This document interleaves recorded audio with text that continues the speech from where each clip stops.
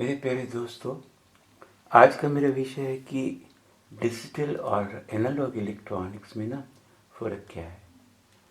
ठीक है, digital and analogue electronics में देखो, ये पता कौन है? मच्छी वाला। तो ये क्या किया इसने? मच्छी पकड़ के लाया। और आप इनसे पूछोगे कि इसमें कितनी मच्छी है, कितनी मच्छी पकड़ी है भैया आपने? तो ये क्या आंसर देगा? 5 और 3 कितनी पकड़ी है? 8, है ना? तो पता है इसका ये आंसर जो है 8, ये डिजिटल आंसर है। कितना आंसर दे रहा है? 8 मच्छी को पकड़ी है इसने। तो ये आंसर डिजिटल है। तो आप कहोगे कि कैसे हुआ डिजिटल, हमें ये बताओ, है ना, कि ये आंसर डिजिटल कैसे है। देखो, ये जो मच्छी वाला है, ये 1 2 3 4 5 6 7 8 इतनी मच्छी मतलब इसके पास है 8। हाँ, 4 भी पकड़ सकता था, 2 भी पकड़ सकता था, पर मैं आपको बता रहा हूँ कि ये डिजिटल कैसे है। देखो, यदि उसने 4 मछली पकड़ी तो मैं आप बता रहा हूँ कि ये आंसर डिजिटल कैसे हुआ, है ना। देखो, यदि उसने 7 मछली पकड़ी तो मतलब है कि 7 से 8 भी पकड़ सकता था, और 6 भी पकड़ सकता था, 5 भी पकड़ सकता है, 4 भी पकड़ सकता है, 3 भी उसके पास हो सकती हैं, 2 भी हो सकती हैं, 1 भी हो सकती है। पर 1 और 2 के बीच में कुछ नहीं हो सकता, 2 और 3 के बीच में कुछ नहीं हो सकता, 6 और 7 के बीच में कुछ नहीं हो सकता, 7 और 8 के बीच में कुछ नहीं हो सकता। वो ये नहीं कह सकता कि मैंने ना मछली कितनी पकड़ी है, 7.5। रॉन्ग है। 7.5 का क्या आंसर है? कुछ भी नहीं। तो यदि गैप हो जाता है ना वैल्यूज़ में, लाइक 1 2 3 4, मतलब 3 और 4 के इन बिटवीन एक गैप है, मिसिंग है, कुछ भी नहीं, कोई वैल्यू नहीं है, और 2 और 3 के बीच में कोई वैल्यू नहीं है, तो उसे बोलते हैं डिजिटल। जैसे आप पौड़ियाँ नहीं चढ़ते, तो पौड़ियाँ चढ़ते कैसे? ये पहला स्टेप है, ये दूसरा स्टेप है, ये तीसरा स्टेप है। तो आप पहले स्टेप से सीधा दूसरे स्टेप पे जाते हो, दूसरे से फिर तीसरे पे जाते हो, है ना। पहले पैर यहाँ रखे, फिर यहाँ रखा, फिर यहाँ रखा। आप दूसरे और तीसरे स्टेप के बीच में पैर नहीं रख सकते। तो पौड़ियाँ क्या होती हैं? डिजिटल, मतलब वो स्टेप्स हैं। ठीक है। एक होता है कि जैसे ना बीमार बंदा होता है, वो ऐसे पौड़ियाँ चढ़ नहीं सकता, उसके लिए क्या होता है? रैंप। ये वाला, ये रैंप है ना सीधा, इस पे वो ट्रॉली सी होती है, उस पे लेके जाते हैं उसे। तो रैंप जो है कंटिन्यूस है, तो रैंप को क्या कहेंगे? एनालॉग है। और पौड़ियाँ क्या होंगी? डिजिटल। ये फ़र्क होता है डिजिटल और एनालॉग में। एनालॉग होता है कंटिन्यूस। ओके। तो ये मच्छी वाला जो आपको बता रहा है 6 7 8, ये क्या बता रहा है? Digital values. अब इससे पता आप क्या पूछोगे?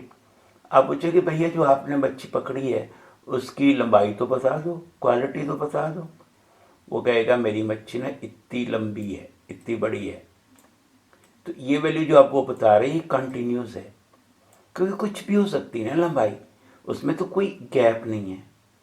तो यदि कुछ भी हो सकती है वैल्यू, तो उसकी क्या कहते हैं? एनालॉग।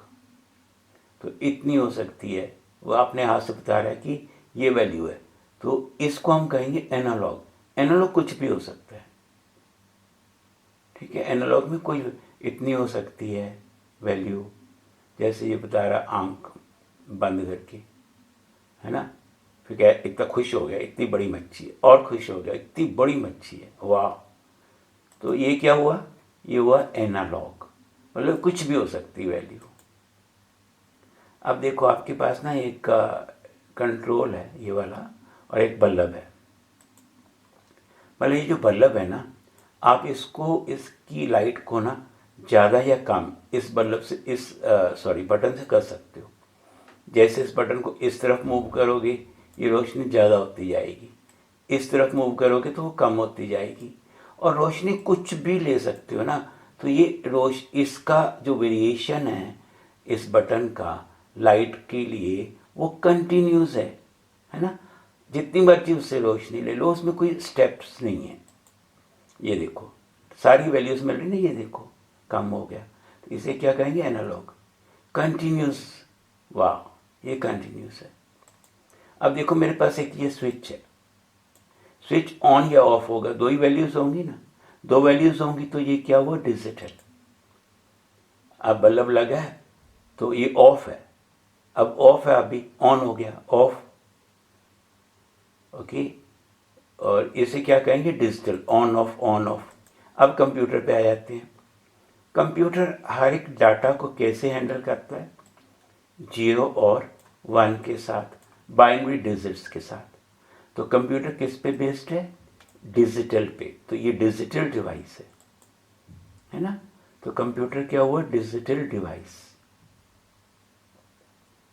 क्योंकि ये 0 1 पे बेस्ड है। इसकी जो कीबोर्ड है, देखो ये जो कीबोर्ड है इसका, इसमें तो कीज है ना, कीज या तो ऑन होगी या ऑफ होगी, या तो आप इसको प्रेस करोगे या नहीं करोगे। तो ये क्या हुआ, ये भी तो डिजिटली हुआ, ऑन ऑफ प्रेस, या प्रेस हुई है की कि नहीं हुई है, लाइक दैट। ठीक है, तो ये भी क्या हो गया, कीबोर्ड भी क्या हो गया, डिजिटल, राइट। रॉकेट है, आप ना रॉकेट को कंट्रोल कर रहे हो कीबोर्ड के साथ। अब जो रॉकेट है उसकी फ्लाइट हो सकता है कि ऐसे कंटिन्यूस हो, ऐसे, है ना।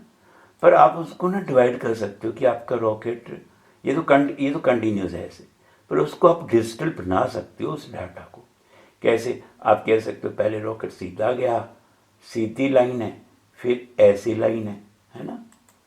मतलब कंटिन्यूस को भी ये सीधा ऊपर जाना, फिर 90 डिग्री टर्न कर जाना। तो एनालॉग को आपने डिजिटल में चेंज कर सकते हो। अब ये एक बटन दिया हुआ है यहाँ पे, ये वाला, ये इसको कंटिन्यूसली इसको मूव करवा सकता है, तो वो कंटिन्यूस हो जाएगा। ये देखो कंटिन्यूस उसका वेरिएशन है ना, कंटिन्यूस वेरिएशन है। बट इस आप देखो एनालॉग और डिजिटल, एनालॉग एंड डिजिटल में देखो मैं लिख रहा हूँ अभी एनालॉग में तो मैं बिल्कुल कंटिन्यूस लिख रहा हूँ, अब डिजिटल में लिख रहा हूँ बड़े उसमें स्टेप से। ये डिजिटल है, छोटे छोटे पार्ट्स के साथ बना हुआ। तो डिजिटल पार्ट्स के साथ बना होता है, कंटिन्यूस लगातार होता है। अब देखो मेरे पास एक बुक है, एक फोटो है, एक म्यूजिक है, तो ये सारे एनालॉग हैं, है ना। इस सारे एनालॉग को मैं डिजिटाइज कर सकता हूँ। कैसे, देखो पहले हम बुक में आते हैं तो डिजिटाइज हो जाता है, तो ये बिट्स में चेंज हो जाता है सारा डाटा। ये बुक है ना, बुक में क्या लिखा होंगे, वर्ड्स लिखे होंगे, वर्ड्स में लाइक ABCDEFGHIJ ऐसे होंगे ना, इनके बनते हैं वर्ड्स। तो हम इसको कोडिंग कर लेते हैं कि ए को इतना कहेंगे, बी को इतना कहेंगे, सी को इतना कहेंगे, है ना। हमने सबकी कोडिंग कर ली, और इन कोडिंग को हम बाइनरी बिट्स में डिवाइड कर देते हैं, तो ये सारा डाटा डिजिटाइज हो जाएगा। बस आपको कोडिंग करनी होगी। अब फोटो है, फोटो में क्या होता है पता है ना, ये कलर्स होते हैं, तो कलर को भी हम कोडिंग कर देते हैं कि इस कलर को ये कहेंगे, उस कलर को ये कहेंगे। तो हम फोटो को डिवाइड कर देते हैं छोटे छोटे से स्क्वेयर्स में, हर स्क्वेयर की वैल्यू दे देंगे। जैसे इस स्क्वेयर में ये है, उस स्क्वेयर में वो है, तो उससे कन्वर्ट हो जाएगा। पर ज़्यादा रेजोल्यूशन के लिए ना आपको फोटो को बहुत छोटे छोटे स्क्वेयर में बांटना पड़ेगा, तभी आपको ना ट्रू इन्फॉर्मेशन आप बता पाओगे। यदि बड़ा स्क्वेयर बनाओगे तो उसमें हो सकता है कि एग्जैक्ट कलर का हमें पता ना चले। तो रेजोल्यूशन हाई करने के लिए किसी फ़ोटो को बहुत छोटे हिस्सों में तोड़ा जाता है। जितने छोटे हिस्सों में तोड़ोगे उसकी कोडिंग करोगे, उतना बेटर रेजोल्यूशन होएगी। अब आते हैं म्यूज़िक में। म्यूज़िक क्या होता है? कंटिन्यूस सिग्नल होता है ना, जो हम बोल रहे हैं, उससे इलेक्ट्रिकल सिग्नल बनता है, माइक्रोफोन बनाता है। ये माइक्रोफोन है ना बीच में, अब ये बोल रहे हैं, माइक्रोफोन ने इलेक्ट्रिकल सिग्नल बना दिया, है ना। तो डिजिटाइज कैसे करेंगे इसको? आगे दिया स्पीकर को, स्पीकर बोलने लगा, ये स्पीकर है। तो अब डिजिटाइज पता क्या करेंगे? यदि ये वाला है, हम थोड़ा थोड़ा बोल रहे हैं तो 10 वोल्ट कह देंगे, और मैं थोड़ा सा ऊंचा बोल रहा हूँ तो 12 वोल्ट हो गया सिग्नल, है ना। और धीमा बोल रहा हूँ तो 5 वोल्ट हो गया। तो ये डिजिटाइज कर दिया हमने, सिग्नल को तोड़ दिया पार्ट्स में। तो इसको हम, इस डाटा को, ये जो डाटा है 10 वोल्ट, 15 वोल्ट, 5, इसको हम अब साउंड कार्ड को देंगे। साउंड कार्ड मुड़ के उसको क्या बना देगा? कंटिन्यूस, मतलब एनालॉग सिग्नल बना देगा। एनालॉग सिग्नल स्पीकर को देंगे तो आवाज़ आ जाएगी, बस। तो फिर ये हम डिजिटाइज सिग्नल को कितने भी जगह पे भेज सकते हो, ऑल ओवर द वर्ल्ड। हर एक कंप्यूटर उसको सुन सकता है डिजिटाइज करने के बाद, ठीक है।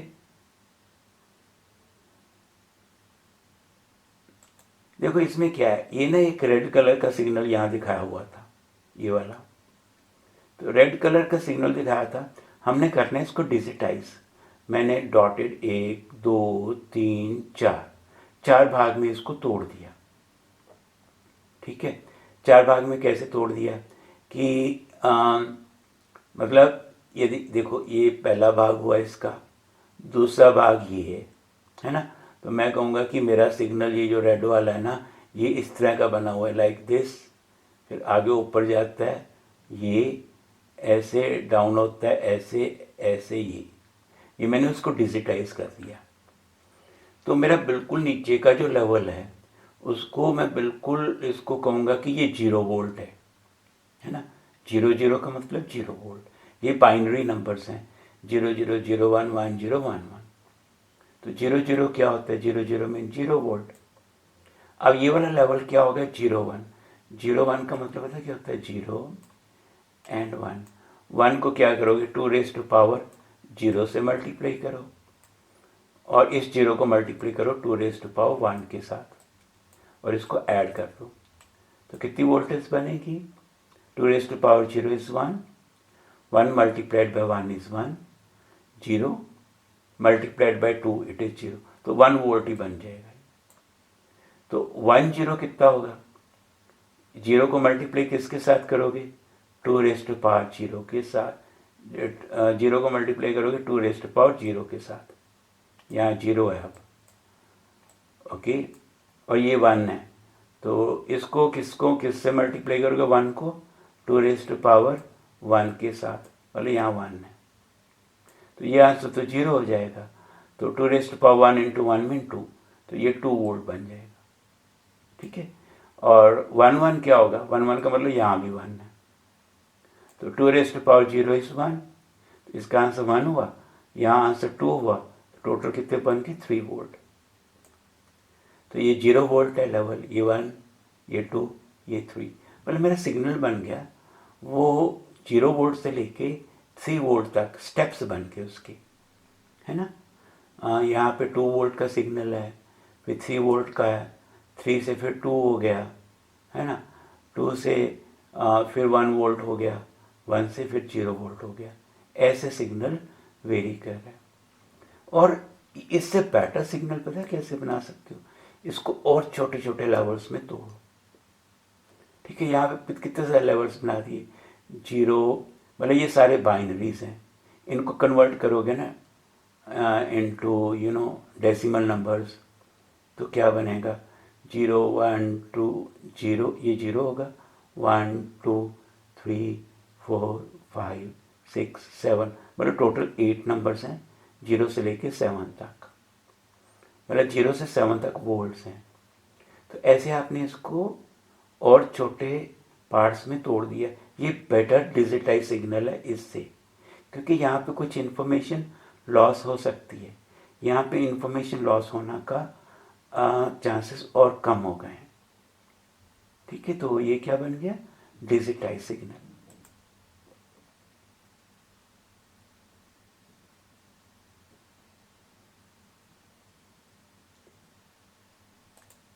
देखो आगे कि ये एक ना एनालॉग सिग्नल दिया हुआ था, तो वो कहते कि इसको ना सैंपल करो, डिजिटाइज बनाओ। तो सैम्पलिंग टाइम कहते हैं आप चूज़ कर लो कुछ भी। हम सैम्पलिंग टाइम चूज़ कर लेते हैं, सपोज 2 सेकेंड्स। ठीक है, तो 2 सेकेंड सपोज यहाँ पे 0 सेकेंड है। 2 सेकेंड के बाद में हमने देखा कि ये कितना है, 1 वोल्ट है। 1 वोल्ट सिग्नल आ रहा है 2 सेकेंड पे, कितना आ रहा है 1 वोल्ट। तो हमने यहाँ पे 1 वोल्ट कर दिया। फिर हमने 4 सेकेंड बाद देखा तो सिग्नल इतना आ रहा था, 2 वोल्ट का सिग्नल आ रहा था यहाँ पे। तो फिर हमने 1 वोल्ट से 2 वोल्ट पे चले गए। फिर 6 सेकेंड बाद देखा तो मतलब हमने सैम्पलिंग करनी है। ठीक है, मतलब सैम्पलिंग करनी है, जितना भी हमने ना सिग्नल की वोल्टेज को ले लेना है कुछ टाइम के बाद। जैसे 6 सेकेंड बाद सिग्नल यहाँ पे था, हमने ये देख लेना वोल्टेज क्या है यहाँ पे। 8 सेकेंड बाद देख लेनी वोल्टेज क्या है। 10 सेकेंड बाद देखनी वोल्टेज क्या है ना। 12 सेकेंड बाद देखनी वोल्टेज क्या है। तो उसी तरीके से फिर हमने बस ये वोल्टेज, ये वाली वोल्टेज, मतलब ये वोल्टेज, ये वोल्टेज, उसके बीच में हम कुछ नहीं करेंगे, गैप रखेंगे। तो मतलब यदि ये पॉइंट हमारे पास होगा ना, हम सोचेंगे यही वाली वोल्टेज कंटिन्यूस आगे जा रही है। फिर इस टाइम पे ये वाली वोल्टेज आगे जा रही है। फिर इस टाइम पे ये वाली वोल्टेज आगे जा रही है, ऐसे सोचेंगे हम। तो हमारे पास ये सिग्नल बन जाएगा। ठीक है, सैम्पलिंग टाइम, सैम्पलिंग यदि आप सोचते हो ना कि इंफॉर्मेशन लॉस ना हो, जैसे हमने तो वोल्टेज ये वाली ली और हमने सोचा यही वोल्टेज आगे जा रही, बट एक्चुअली तो वो इंक्रीज कर रही है, तो एरर तो आएगा ना। तो एरर को यदि कम करना है तो सैम्पलिंग टाइम को जितना छोटा कर दोगे उतना बेटर सिग्नल बनेगा। ठीक है, सैम्पलिंग टाइम को जितना कम रखोगे ना, इंफॉर्मेशन लॉस नहीं होगी फिर, और गुड सिग्नल बनेगा। तो इसे कहते हैं डिजिटाइज सिग्नल।